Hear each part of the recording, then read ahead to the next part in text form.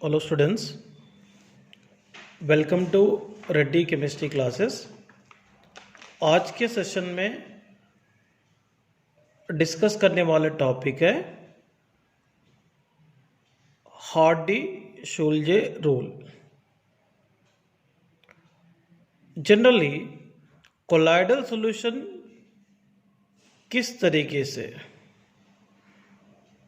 Coagulation होता है इसके बारे में ऑलरेडी डिस्कस किए थे। इसमें देखिए कोएगुलेशन होने वाले प्रोसेस के बारे में भी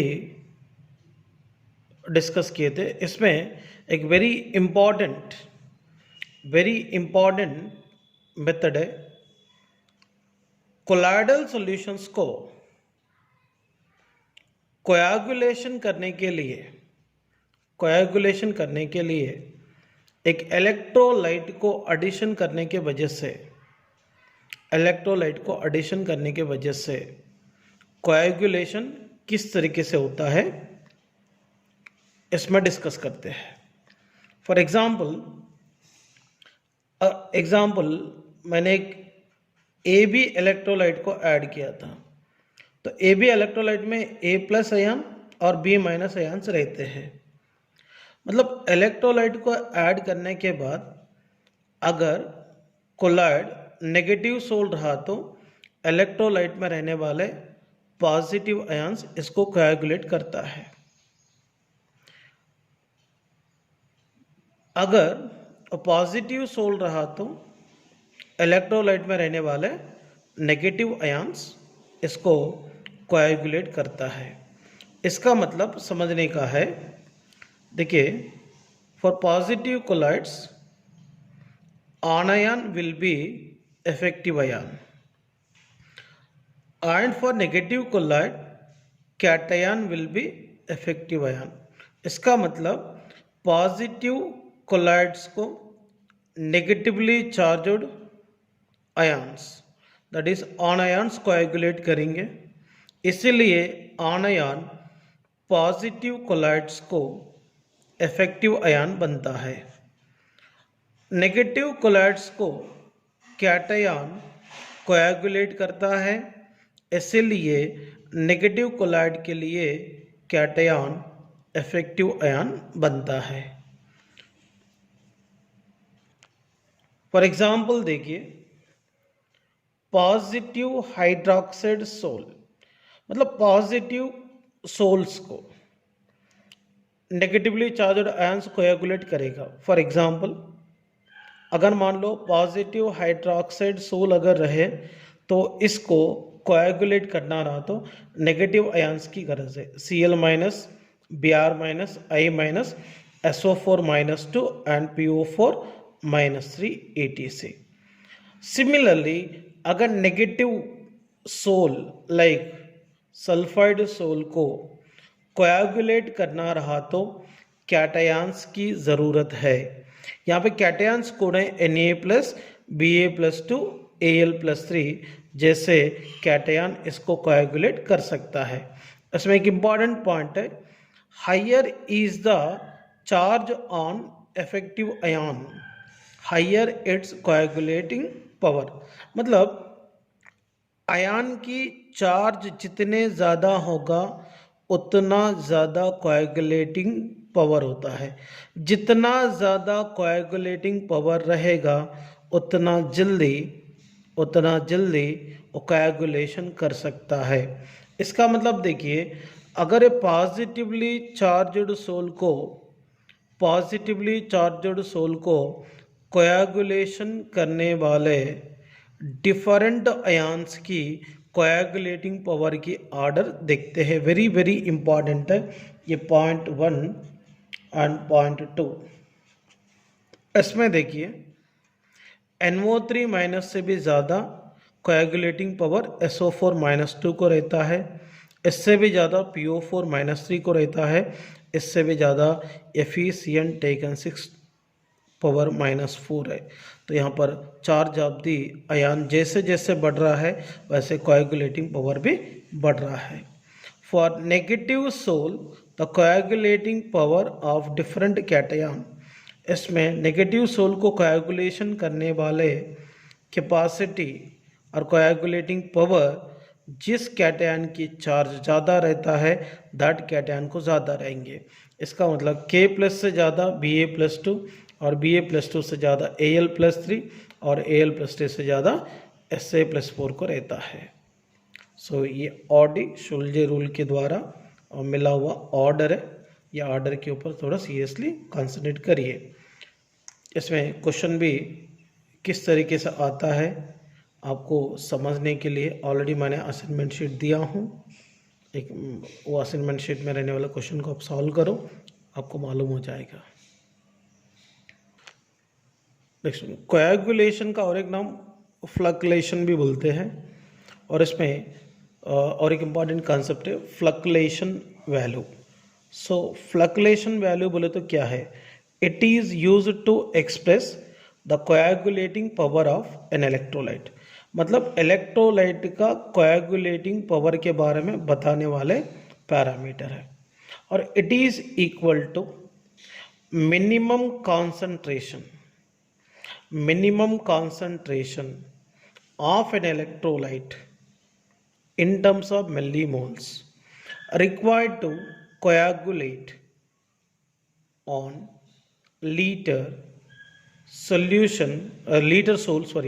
सोल completely। मतलब एक लीटर सोल को कोएगुलेशन करने के लिए कितने मिली मोल्स ऑफ इलेक्ट्रोलाइट ऐड करना पड़ता है, इसके बारे में बताने वाले कंसेप्ट है फ्लक्लेशन वैल्यू। इसलिए इसको कैसे डिफाइन करते हैं?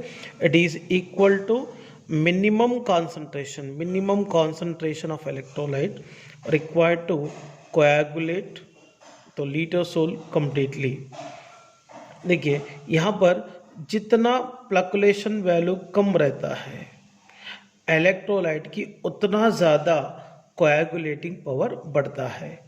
मतलब कोएगुलेटिंग पावर अगर बढ़ाना है तो यहाँ पे फ्लक्लेशन वैल्यू कम रहना पड़ता है। इसका मतलब समझ लीजिए, और कोई भी कोलाइड को अगर अपने को कोएगुलेशन करना रहा तो इलेक्ट्रोलाइट ऐड करते हैं। कौन सी इलेक्ट्रोलाइट को लेस क्वांटिटी में ऐड करने के बावजूद भी वो कोएगुलेट होने की कैपेसिटी ज़्यादा शो करता है। इसकी कोएगुलेटिंग पावर ज़्यादा रहेंगे और फ्लक्लेशन वैल्यू कम रहेंगे। सो इसलिए this value inversely proportional to coagulating power है and flocculation value and inversely proportional to the charge power 6 है। मतलब यहाँ पर देखिए जितना ज़्यादा चार्ज रहते हैं उतना कम फ्लक्लेशन वैल्यू होता है। इसीलिए यहाँ पर फ्लक्लेशन वैल्यू जितना छोटा रहेगा वो इलेक्ट्रोलाइट का और इसका कोएगुलेटिंग पावर उतना ही ज़्यादा रहता है। तो कोएगुलेटिंग पावर अगर बढ़ेंगे तो इलेक्ट्रोलाइट की जनरली कोएगुलेशन करने वाले कैपेसिटी बढ़ जाता है। Next topic is protection of colloids. So generally देखिए अपन पहले सेशन में मतलब लेसन के टाइप्स ऑफ कोलाइड्स जब पढ़े थे वहाँ पे लायोफोबिक कोलाइड्स और लायोफिलिक कोलाइड के बारे में पढ़े थे। जनरली लायोफिलिक कोलाइड की कंपैरिजन में लायोफोबिक कोलाइड की स्टेबिलिटी बहुत ही कम रहता है। इसको अगर स्मॉलर क्वांटिटी में इलेक्ट्रोलाइट भी ऐड करते हो लायोफोबिक कोलाइड्स इजीली कोएगुलेट होता है, मगर ये लायोफिलिक कोलाइड इजीली प्रेसिपिटेट नहीं बनता है, ये मतलब कोएगुलेट होता नहीं है।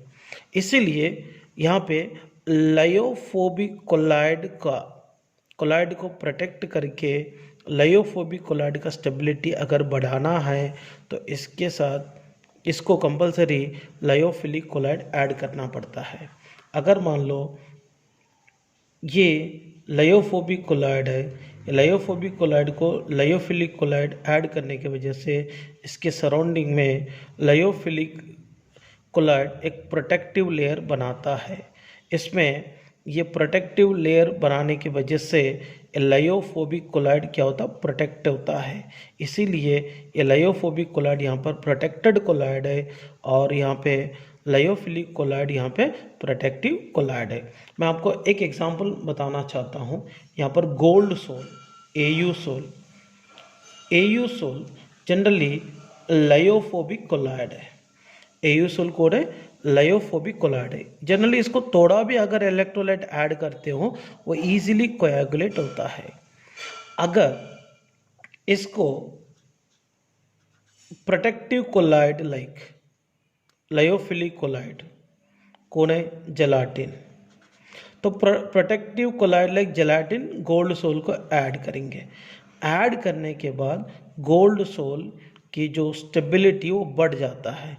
इसको थोड़ा high concentration of electrolyte add करने के बाद ये कोएगुलेट होने की चांस रहता है। इसका मतलब ये पहला कैसा था, थोड़ा भी अगर इलेक्ट्रोलाइट ऐड किया तो ये कोएगुलेट होता था, मगर जेलाटिन ऐड करने के बाद, ये प्रोटेक्टिव कोलाइड ऐड करने के बाद इसकी जो कोएगुलेशन ईजिली नहीं हो पा रहा है। मतलब ये जेलाटिन ये गोल्ड सोल को क्या करेंगे, प्रोटेक्ट करेगा। इसीलिए यहाँ पर जेलाटिन प्रोटेक्टिव कोलाइड है, यहाँ पे एयू कौन है, प्रोटेक्टेड कोलाइड है। सो यहाँ पे लायोफोबिक कोलाइड को प्रोटेक्शन करना रहा तो लायोफिलिक कोलाइड ऐड करते हैं। ऐड करने के बाद लायोफिलिक कोलाइड इसके सराउंडिंग में प्रोटेक्टिव लेयर बनाकर लायोफोबिक कोलाइड को कोएगुलेशन होने से बचाता है। तो किसी भी प्रोटेक्टिव कोलाइड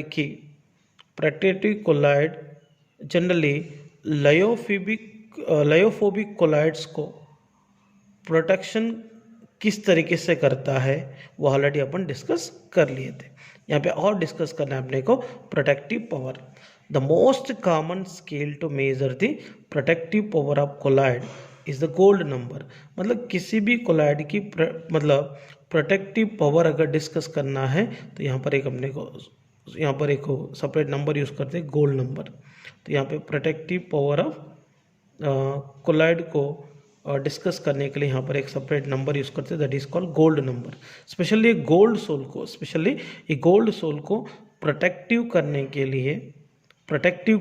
लिए यहाँ पर एक प्रोटेक्टिव कोलाइड को इस्तेमाल करते हैं। और प्रोटेक्टिव कोलाइड गोल्ड सोल को मतलब प्रोटेक्ट करता है। और प्रोटेक्ट करने वाले जो कैपेसिटी कैसे रहता है इसके बारे में अपन गोल्ड नंबर में डिस्कस करेंगे। एक्चुअली ये गोल्ड नंबर होता क्या है, देखिए, the minimum amount in milligram of protective colloid which is must be added to 10 ml of gold soul in order to prevent its coagulation against 1 ml of 10% NaCl solution। देखिए, एक vessel में 10 ml of gold soul है, 10 ml of gold soul है। इसको 1 ml of 10% NaCl electrolyte add किए हैं। ये 1 ml of 10% NaCl electrolyte से ये 10 ml ऑफ गोल्ड सोल को प्रोटेक्ट करने के लिए कितनी ग्राम ऑफ प्रोटेक्टिव कोलाइड को ऐड करना पड़ता है, इसको मेजर किया तो गोल्ड नंबर मिल जाएगा। क्या मिल जाएगा, गोल्ड नंबर मिल जाएगा। देखिए, मैं और एक बार डिस्कस करता हूँ। Protective power, the most common scale to measure the protective power of colloid is the gold number. The gold number के द्वारा अपने को ये पता चलता है। तो 10 ml ऑफ गोल्ड सोल को 1 ml ऑफ 10% NaCl जैसे इलेक्ट्रोलाइट को ऐड करने के बाद ये गोल्ड सोल को प्रोटेक्ट करने के लिए कितने मिलीग्राम ऑफ प्रोटेक्टिव कोलाइड को ऐड करना है, इसके बारे में बताने वाले नंबर है गोल्ड नंबर। देखिए प्रोटेक्टिव पावर गोल्ड नंबर को इन्वर्सली प्रोपोर्शनल रहता है, तो जिसका गोल्ड नंबर ज़्यादा रहता है इसका प्रोटेक्टिव पावर कम होता है। फॉर एग्ज़ाम्पल देखो यहाँ पे मैंने सीरियल नंबर 1 2 3 4 5 6 7 तक लिखता हूँ। इसमें जेलाटिन और इसकी जो गोल्ड नंबर है 0.0052 0.01 रहता है। और यहाँ पे हीमोग्लोबिन,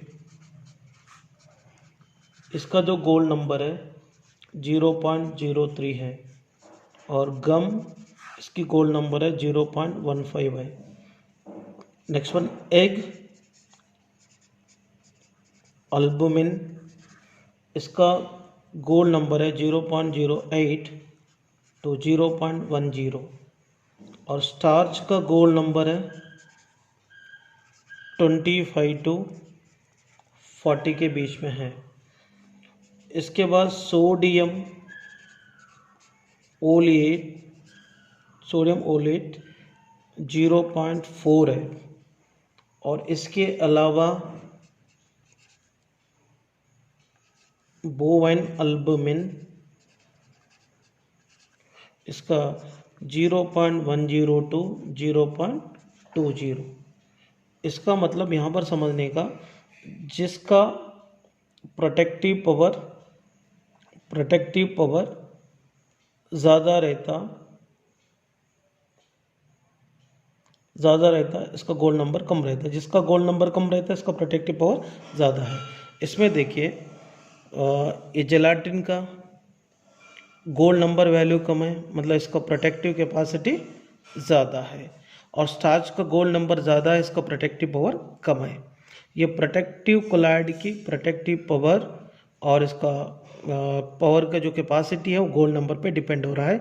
जिनकी गोल्ड नंबर वैल्यू कम है इसका प्रोटेक्टिव पावर ज़्यादा है। इसलिए गोल्ड नंबर की वैल्यू कम रहने वाले प्रोटेक्टिव कोलाइड को यूज़ करना है।